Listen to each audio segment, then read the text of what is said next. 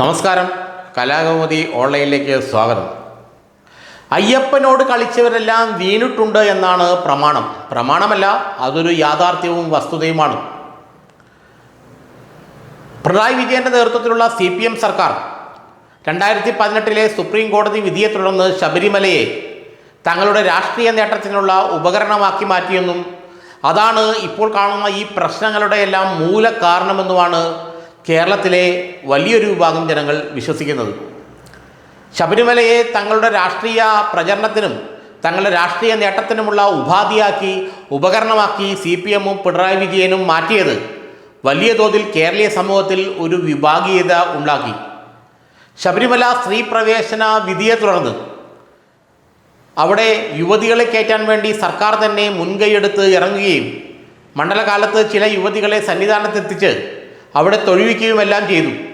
ഇതെല്ലാം വലിയ ഒരു രാഷ്ട്രീയ, സാമൂഹിക, മതപരമായ പ്രക്ഷുബ്ധാവസ്ഥ കേരളീയ സമൂഹത്തിൽ ഉണ്ടാക്കിയെന്നതാണ് യാഥാർത്ഥ്യം. ഇപ്പോൾ CPM നേരിടുന്ന ഈ വെല്ലുവിളി അയ്യപ്പനോട് കളിച്ചത് കൊണ്ട് തന്നെയാണെന്നാണ് വിശ്വാസികൾ പലരും കരുതുന്നത്.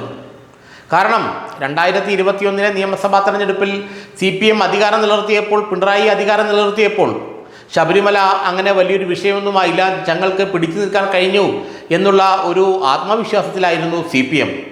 എന്നാൽ പെട്ടെന്ന് സ്വർണ്ണപ്പാളി വിവാദം പൊട്ടിപ്പുറപ്പെടുകയും ഹൈക്കോടതിയുടെ ശ്രദ്ധയിൽ ഈ വിവാദം വരികയും ഹൈക്കോടതി ഒരു പ്രത്യേക അന്വേഷണ സംഘത്തെ നിയോഗിക്കുകയും ആ പ്രത്യേക അന്വേഷണ സംഘത്തിന് ഹൈക്കോടതിയോട് മാത്രമേ ബാധ്യതയുള്ളൂ എന്ന് വിധിയിൽ പറയുകയും ചെയ്തതോടെ CPM-ന് ഓർക്കാപ്പുറത്തൊരു കുത്താണ് പിന്നിൽ നിന്ന് കിട്ടിയത്.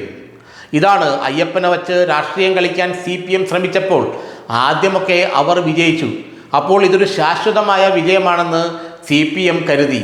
എന്നാൽ ഇപ്പോഴിതാ CPM നേരിടുന്ന ഏറ്റവും ക്രൂഷ്യലായിട്ടുള്ള, ഏറ്റവും വിധിനിർണായകമായ തെരഞ്ഞെടുപ്പുകൾക്ക് തൊട്ടു മുമ്പ് ഇതാ CPM നേതാക്കളെ അടക്കം അറസ്റ്റ് ചെയ്തുകൊണ്ട് ശബരിമല സ്വർണ്ണപ്പാളി വിവാദ കേസ് വലിയൊരു വഴിത്തിരിവിലേക്ക് വന്നിരിക്കുകയാണ്. ഈ പാപഭാരത്തിൽ നിന്നും ഇനി CPM-ന് തലയൂരുക എളുപ്പമല്ല.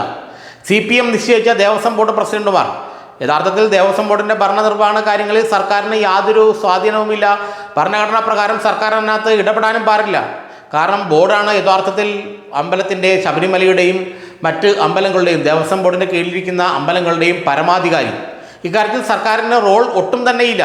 തിരുവിതാംകൂർ കൊച്ചി ദേവസ്വം ബോർഡ് ആക്ട് അനുസരിച്ച് തന്നെ അതാത് ദേവസ്വം ബോർഡുകളാണ് അതിൻ്റെ കീഴിലുള്ള അമ്പലങ്ങളുടെ ദൈനംദിന പ്രവർത്തനങ്ങൾക്ക് നേതൃത്വം നൽകേണ്ടതും വരുമാനവുമായി ബന്ധപ്പെട്ട കാര്യങ്ങളെല്ലാം നീക്കേണ്ടതും. സർക്കാരിന് അതിൽ പ്രത്യേകിച്ച് കാര്യമൊന്നുമില്ല. ദേവസ്വം ബോർഡ് അധ്യക്ഷനെ നിയമിക്കുക, ദേവസ്വം ബോർഡ് അംഗങ്ങളെ നിയമിക്കുക എന്നത് കഴിഞ്ഞിട്ട് സർക്കാരിന് ഈ വിഷയത്തിൽ പ്രത്യേകിച്ച് റോളൊന്നുമില്ല. പക്ഷേ സർക്കാരിന് റോൾ ഒന്നുമില്ലാത്ത വിഷയത്തിലാണ് ഇപ്പോൾ സർക്കാർ കുടുങ്ങിപ്പോയിരിക്കുന്നത്.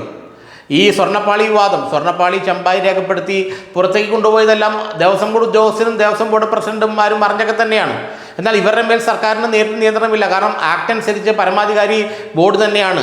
ഭരണനിർവഹണ കാര്യങ്ങളിൽ പരമാധികാരി ബോർഡും ഇതുപോലെ ആചാരപരമായ കാര്യങ്ങളിൽ പരമാധികാരി തന്ത്രിയുമാണ്. അതുകൊണ്ട് തന്നെ സർക്കാരിന് നേരിട്ട് ഉത്തരവാദിത്തമില്ലെങ്കിലും ഇപ്പോൾ വാസുവിൻ്റെയും അതുപോലെ പത്മകുമാറിൻ്റെയും അറസ്റ്റ് CPM-ന് വലിയ ഒരു രാഷ്ട്രീയ പ്രതിസന്ധി സൃഷ്ടിച്ചിരിക്കുകയാണ്. ഈ രാഷ്ട്രീയ പ്രതിസന്ധിയിൽ നിന്നും, ഈ ഒരു രാഷ്ട്രീയ തിരിച്ചടിയിൽ നിന്നും, ഈ ഒരു രാഷ്ട്രീയ ആഘാതത്തിൽ നിന്നും മുക്തമാവുക എന്നത് അത്ര എളുപ്പമില്ല. കാരണം ഇപ്പോൾ ജനങ്ങൾ വിശ്വസിക്കാൻ തുടങ്ങി സർക്കാരിനും ഇതിലെന്തോ ഒരു ദുരുദ്ദേശമുണ്ടായിരുന്നു, സർക്കാരിന് ഇതിലെന്തോ ഒരു അജണ്ട ഉണ്ടായിരുന്നു, അതുകൊണ്ടാണ് സർക്കാർ നിയോഗിച്ചവരും ഇതിൽ പെട്ടുപോയത്. അപ്പോൾ CPM-നെ സംബന്ധിച്ചിടത്തോളം CPM-ൻ്റെ രാഷ്ട്രീയത്തിന് നേരെ ശബരിമല ഒരു ചോദ്യചിഹ്നമായി കഴിഞ്ഞിരിക്കുകയാണ്. ശബരിമല ചില ചോദ്യങ്ങൾ ഉയർത്തുകയാണ്. ആ ചോദ്യങ്ങൾക്ക് മറുപടി നൽകാൻ ഈ തെരഞ്ഞെടുപ്പ് കാലത്ത് CPM-ന് കഴിയുന്നില്ല, CPM-ൻ്റെ നേതാക്കൾ കഴിയുന്നില്ല, എന്തിന് മുഖ്യമന്ത്രിക്ക് പോലും കഴിയുന്നില്ല എന്നതാണ് യാഥാർത്ഥ്യം. അതുകൊണ്ട് തന്നെ അയ്യപ്പനോട് കളിക്കുമ്പോൾ ആദ്യമേ കളിച്ചപ്പോൾ നോക്കിക്കളിക്കണമായിരുന്നു. കാരണം ഇതെല്ലാം നോക്കിയിരുന്ന് അവസാനം അയ്യപ്പൻ പണി കൊടുത്തു എന്നാണ് ഇപ്പോൾ വിശ്വാസികൾ വിശ്വസിക്കുന്നത്. അതുകൊണ്ട് തന്നെ ശബരിമല വിധി വന്ന് ഇത്രയും നാൾ കഴിഞ്ഞിട്ടും 2018 ശബരിമല വിധി വന്നു, 2025 സ്വർണ്ണപ്പാളി വിവാദം പൊങ്ങി വരുന്നത്. അപ്പോൾ ഈ പഴയതെല്ലാം ആളുകൾ മറന്നു എന്ന് കരുതിയിരിക്കുമ്പോഴാണ് പെട്ടെന്നൊരു സുപ്രഭാതത്തിൽ ഈ സ്വർണ്ണപ്പാളി വിവാദം പൊങ്ങി വരുന്നതും ഹൈക്കോടതി അതിൽ ഇടപെടൽ നടത്തുന്നതും അങ്ങനെ CPM-ൻ്റെ സമുന്നത നേതാവായ പത്മകുമാറും മറ്റൊരു CPM-കാരനായ വാസുവുമെല്ലാം അറസ്റ്റിലാകുന്നതും CPM പ്രതികൂട്ടിലാവുന്നതും. അതുകൊണ്ട് ഇനിയെങ്കിലും അമ്പലങ്ങളോടും അല്ലെങ്കിൽ ദൈവങ്ങളോടും കളിക്കുമ്പോൾ CPM ഒന്ന് കരുതിയിരിക്കണമെന്നാണ് ആ പാർട്ടിക്കാർ തന്നെ പറയുന്നത്.